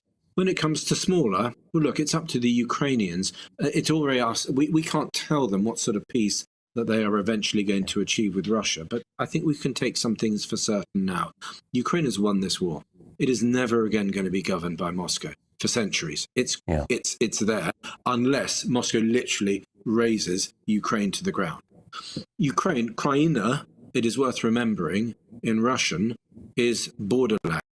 So the size of Ukraine has always been a negotiable entity. And one of the reasons why, Colin, as some of your listeners and viewers who may remember the Soviet Union, one of the reasons why Ukraine's borders are quite big now is because the Russians wanted to put in a Ukrainian state enough Russian speakers, proletariat, who would identify with Moscow potentially if Ukraine ever went quotes unquote nationalist. So the Donbass was meant to be a fifth column. Indeed, actually, quite the opposite has happened. And many of the bravest fighters that Ukraine have are Russian speakers from Donetsk, from Lugansk, who have fought on the front line as much as folks from Lviv in the much more nationalist west of the country, and have fought as hard as anyone from their country for their country, and indeed Dnipro and Kherson and Odessa and elsewhere. We forget now, don't we, how the Soviet Union just bussed hundreds of thousands of people to parts of their vast country where they felt they could change the ethnic composition of things and therefore their political destiny. I just wonder, Bob Seeley, there was a piece by Max Hastings in the Times this morning, and he was harking back to the JFK ladder, as he put it, that allowed Khrushchev to climb down. That JFK was shrewd enough to realise, and the point I'm making is there's a read across to Putin here. You've got to give him a ladder to climb down, because if he hasn't got one, that's where you end up potentially with chemical weapons and, who knows, tactical nuclear weapons. Yeah, and Colin, many of us are making the same point. So I think that was a good piece today. I said the same thing in the Sunday Telegraph last weekend. I was trying to describe what Russian doctrine said about nuclear weapons to folks who read Conservative Home, I think yesterday morning. And there've been other articles, and Hamish de Bretton Gordon, who is by far our lead national expert on this, on the military use of tactical nuclear weapons, is saying much the same thing. allowing Russia a route out is not appeasement, because Ukraine has won this war. Ukraine's already, provided it can function as an independent state, whether it recognises or fudges the issue of the LNR and the DNR, Lugansk and Donetsk, Narodnaya Republika, the People's Republics, which are just, Soviet, the Russian fronts anyway, run by GRU stooges and their sort of spies and their loyal actors. So Ukraine has won this war. It's just how much damage Putin is going to do between now and the death of his regime, whether that's 5 days, 5 weeks, or another decade and a half. I have to leave it there, but appreciate your time today. Thank you very much indeed.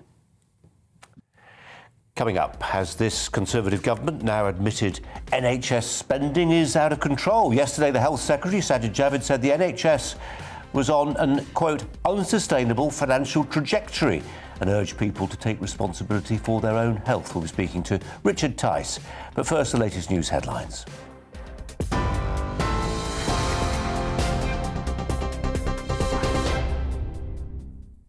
Thank you, Colin. It's 5:33. I'm Miranda Shunker with the top stories this hour.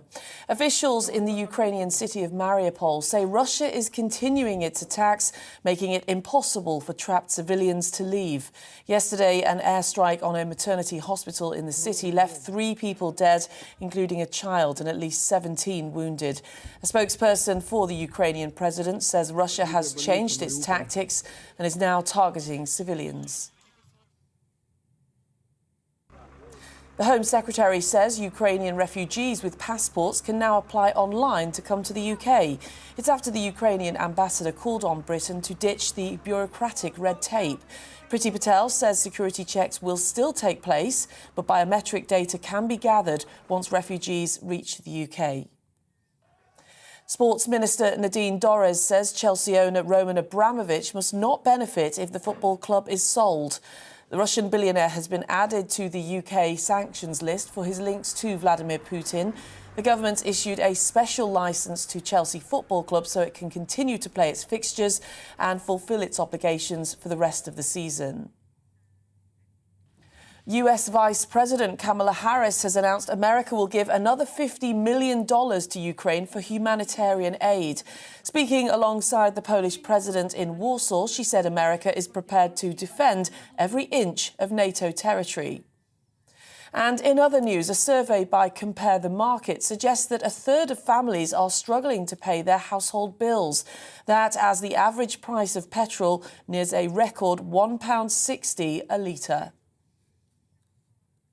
Well, on TV, online and DAB plus radio, this is GB News. We'll be back to Brazier after the break.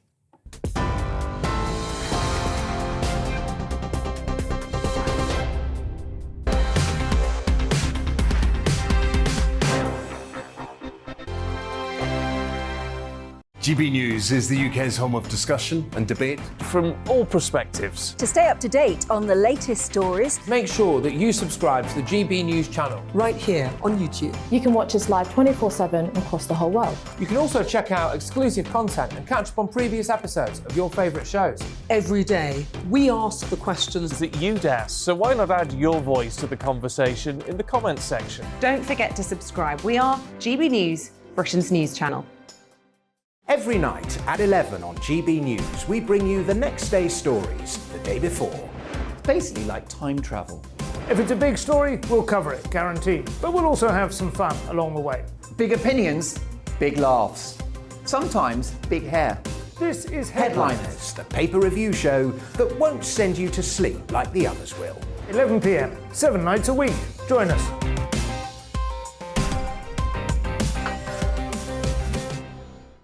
Hello there, I'm Eamon Holmes. And I'm Isabel Webster. And we hope you can join us for Breakfast with Eamon. And Isabel. You make me laugh out loud, belly laugh. Is that important first thing in the morning? Yeah, absolutely. And there's me trying to be deadly serious. News is a serious business. Yeah, I have to rein you in sometimes. Well, it doesn't stop us laughing at it. It doesn't stop us having an opinion on what's going on. Yeah. And it certainly will not stop us reflecting what you think. Weekdays from 6 to 9:30 on GB News. I'm Dan Wootton. Join me Monday to Thursday from 9 to 11 for the feistiest and most fun news debate on TV, where free speech reigns. I'll bring you a sharp take on the day's biggest stories, bombshell newsmaker interviews, and A-list guests. And I guarantee you, no spin, no bias, no censorship, and no reason to go to bed. That's Dan Wootton Tonight, Monday to Thursdays from 9 on GB News.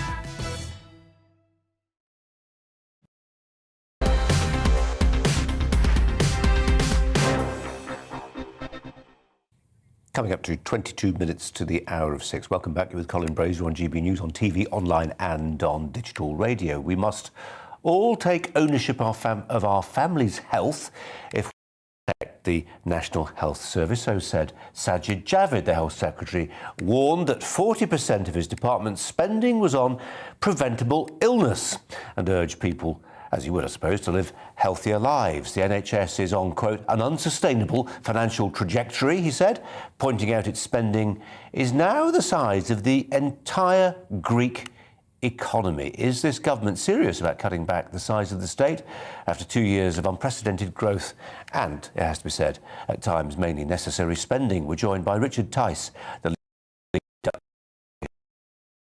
I mean, on that that we've had 2 years when the cash spigot, I'm never quite sure what the word is, but you know what I mean, the cash taps, money from you and I, from taxpayers, there's been no limit on it. And part of the insatiable appetite of the public sector has been within the NHS, how to curb it. Well, it's unbelievable, Colin. Good afternoon, because the budget they've admitted has increased or is increasing between pre-COVID at about 27% of all public sector spending to about 44%. That's over a 60% increase in 4 years in healthcare spending, Colin. And yet, actually, what the government's now doing is saying, by the way, despite that increase in spending, waiting lists are going to double, and it's going to be a very long time before they come down. Oh, and by the way, we've actually basically given up understanding how we can make you healthier. So could you make yourselves healthier? Because we don't know how to, and we don't know how to get the waiting list down. I mean, this is completely out of control, Colin. I mean, it's staggering. It feels to me. There is some good news, though, in that the Tories they're beginning to start to adopt the key plank of the reform healthcare policy, which is putting the patient in charge. We believe that the patient should be able to determine how quickly you get seen by a hospital, by a consultant or a GP. And there's a small sign here, because what the Health Secretary has announced is if you've been on a waiting list for 2 years, 2 years, Colin, when most Western nations don't have a waiting list, if you've been on a waiting list for 2 years, then you'll be lucky enough that you might be able to go to a hospital a little bit further away and you can choose and seek out an appointment that's a bit quicker. Our plan is completely different, much more constructive. If you can't see a GP in 3 days, you get a voucher. You can go private. Still free at the point of delivery. Still free at the point of delivery. If you can't see a consultant in 3 weeks, you get a voucher. You go private. Still free at the point of delivery. And likewise, if you can't get an operation in 9 weeks. The difference, Colin, is the non-NHS healthcare system will mushroom in size, capacity will grow, waiting lists will tumble. That's the difference. Has there been anything over the last 2 years which has reorientated, recalibrated this relationship between the biggest employer in Europe, this cash hoover, the National Health Service, which, you know, does great work, obviously does wonderful work, but can also have this insatiable appetite for spending? Is there anything in the nature of what's happened over the last 2 years, perhaps people growing very crotchety about the fact they can't see a GP, perhaps people taking a bit more responsibility for things like the diagnostic stuff, the dreaded lateral flow test? Do you divine in anything we've seen, Richard Tice, over the last 2 years, something which gives you a bit of hope? I'm afraid not, Colin. Completely the opposite. What I've seen is just an ability to waste money on an absolutely colossal scale. And if you look at the metrics now, you know, the big metrics, our healthcare spending per head is in line with European average, okay? And yet our number of doctors per thousand, nurses per thousand of population, beds per thousand of population is way, way down near the bottom of the European averages. That means this is a wasteful, bureaucratic system with far too many managers that doesn't actually deliver on the capacity on the front line. And you quite rightly say, look, on the front line, some great stuff happens. But behind the scenes, in the back office, money is being wasted all over the place. And that's one of the reasons, tragically, Colin, why actually so many great frontline people leave the NHS. They're sick of the bureaucracy, the box ticking, the form filling, the inefficiency. And so they go and do something else. That's why actually you've got to boost the non-NHS healthcare system, still free at the point of delivery before anybody starts having a go at me. That way you'll get much more efficiency, you'll get the waiting list down, and that's how you put the patient in charge. And that actually, I think that's all about patient responsibility and the patient being in charge. And, you know, fundamentally, you've got to trust the people, not the bureaucratic blob. Richard Tice, good of you to join us this afternoon. Thanks very much indeed for your time. Lucy Harris listening to that with interest, a former MEP.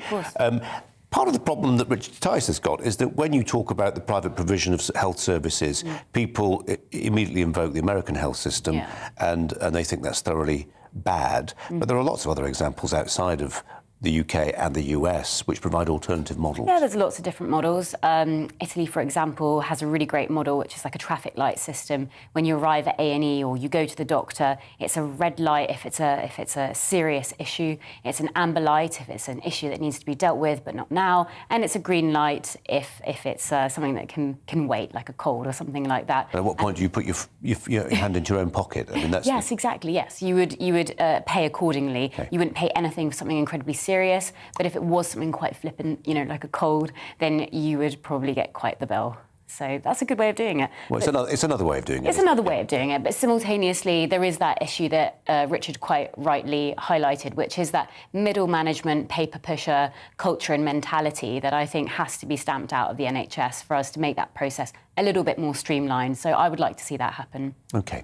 We're going to go back briefly to the question of what's happening in Ukraine today. Sergei Lavrov, Russia's foreign minister, has been warning today Western powers to stop sending deadly weapons there to Ukraine. His words weren't specifically aimed at Britain, but they might just as well have been. Yesterday, Britain announced it was sending advanced ground-to-air Starstreak missiles to Ukrainian soldiers. The US, it says it won't agree to supply fighter jets to Ukraine for fear that it could lead to World War III. But Britain's decision to supply weapons to shoot down aircraft does feel like a maybe step towards a no-fly zone. And there's another question. 40 years ago, America's decision to supply Stinger ground-to-air missiles to the Mujahideen in Afghanistan was, in many people's opinions, a turning point in the war against the Soviet occupiers. But it also meant weapons capable of downing commercial airliners were being traded on the black market eventually.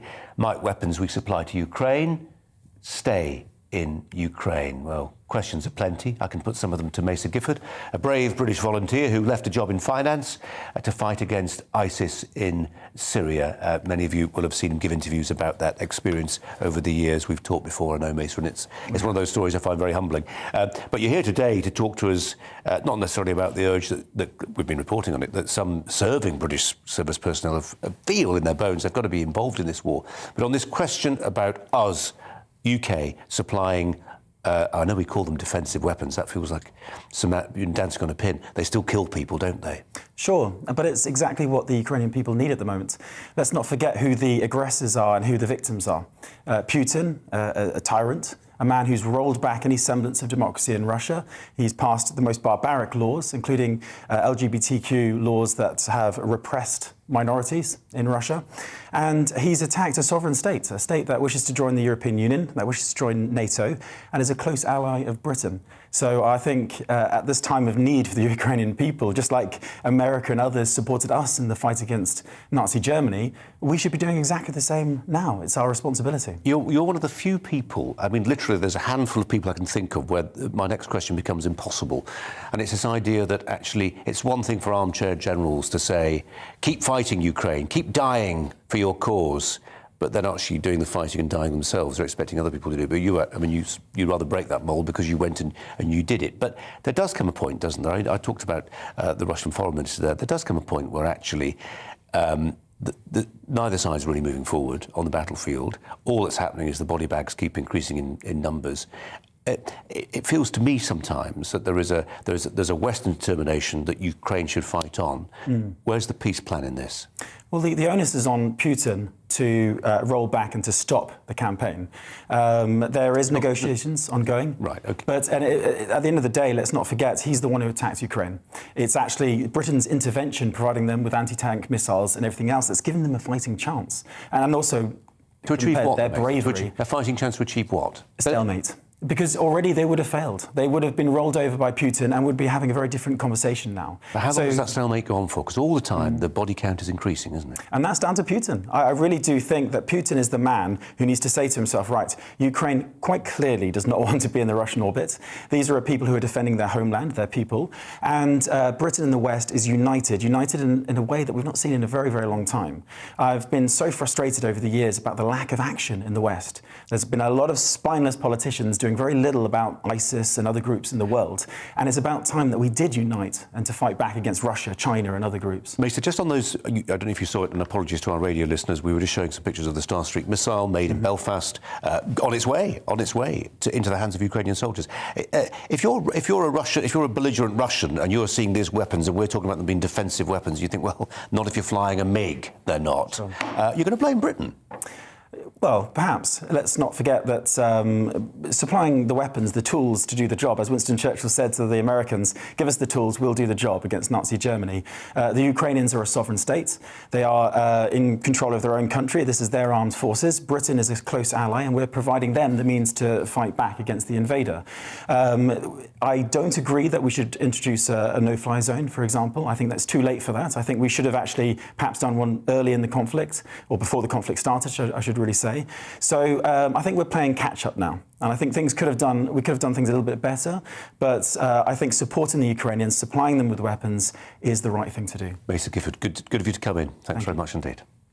Different story altogether. It's open season on former Commons Speaker John Bercow. This week, an official inquiry demanded that he surrender his parliamentary pass after it found that he'd bullied staff and was, as the report put it, a serial liar. He denies this.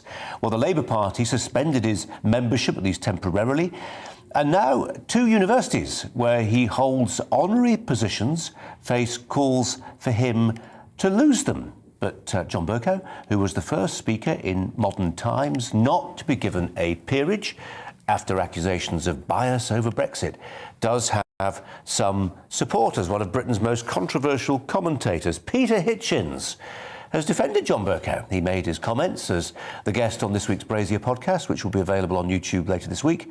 This is part of what Peter Hitchens said about John Bercow. Let's move on from Ukraine. Let's talk about John Bercow. Oh, OK. He's probably going to lose his parliamentary pass. He won't weep over the fact he won't be able to access the parliamentary estate. He's accused of being a serial liar and a serial bully.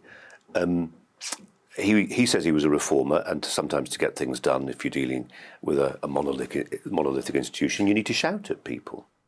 I have in the past defended John Bercow. I don't know him. He once gave me a lift to his constituency for a speaking engagement. That's the closest I ever got to him. I don't share his politics. I don't like a lot of the things he said or done.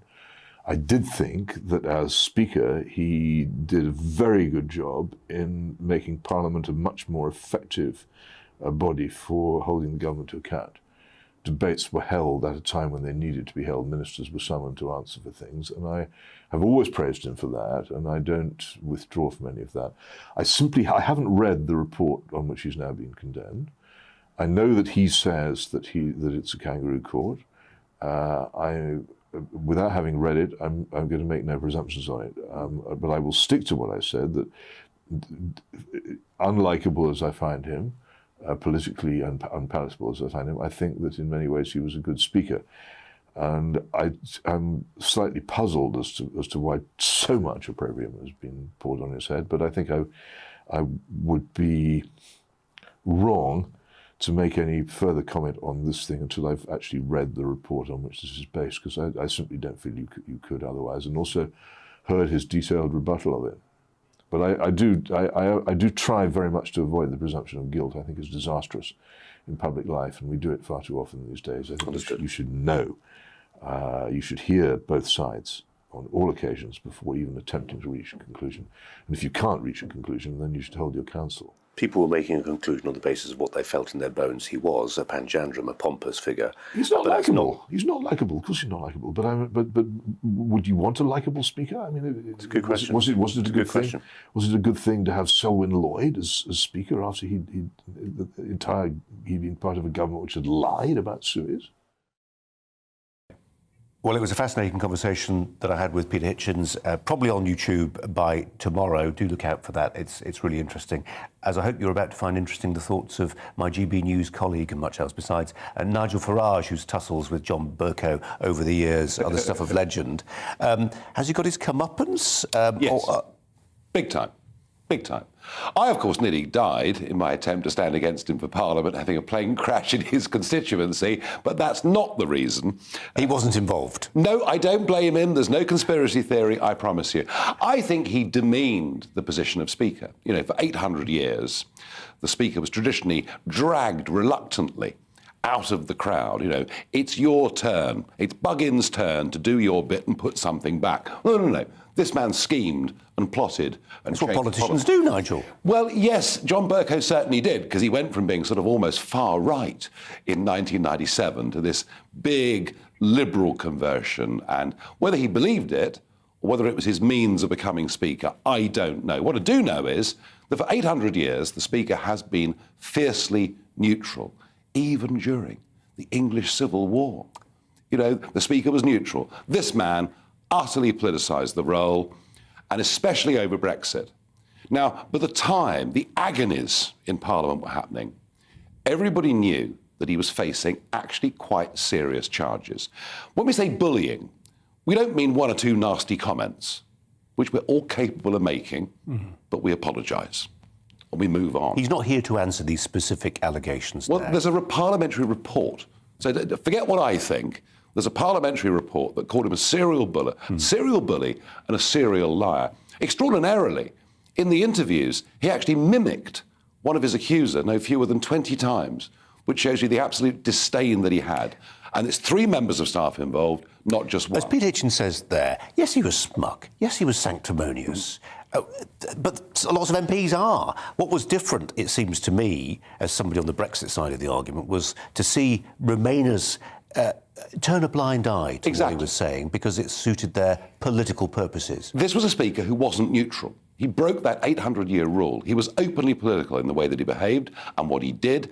Everyone knew about these very serious charges, and the establishment chose to literally, as you say, turn a blind eye to keep him in place, because if there was one man that could stop Brexit, it was Bercow. There's a couple of Tory MPs saying that honorary positions he's got at universities should be dropped. That's cancel culture. We don't want to... He shouldn't be cancelled, should he? No, he just shouldn't be promoted. He shouldn't go to the House of Lords. And the fact that his pass has been removed is a good thing. He's got his political comeuppance. I don't wish him ill for the rest of his life. And I agree with you. I wouldn't want to see other things cancelled from him. But he's not going back into the Palace of Westminster. Nigel, thanks very much indeed. Nigel Farage joining me, and of course his show a little later on. Coming up, much more news and Jubes and Co. Do stay with us. Hello. A good deal of cloud around through the rest of this afternoon and in fact the next few days and into the weekend. There will be occasional brighter spells and it will be generally on the breezy side. Now, what we've got at the moment is high pressure across the continent, and that's blocking these weather fronts from making much progress. So the setup is fairly stationary. This weather front with us at the moment bringing a lot of cloud across the country through this afternoon into the evening, and in fact little change overnight. A southerly flow of air feeding some quite mild air in our direction, and again that's the case right the way through the next few days. So we start Friday on a rather cloudy note, but a fairly mild one, quite breezy conditions, and that will be the case through much of the day on Friday as well. So a good deal of cloud around, some outbreaks of generally fairly light rain and drizzle at first, but then this second area of low pressure develops to the southwest of the country, and that will gradually make its way northwards through the course of the day, bringing some more persistent rain for a time. And then as that starts to clear, turning more showery from the southwest. But it's another fairly mild day, temperatures above where they would normally be at this time of year, although it will be quite a windy day for just about all of us.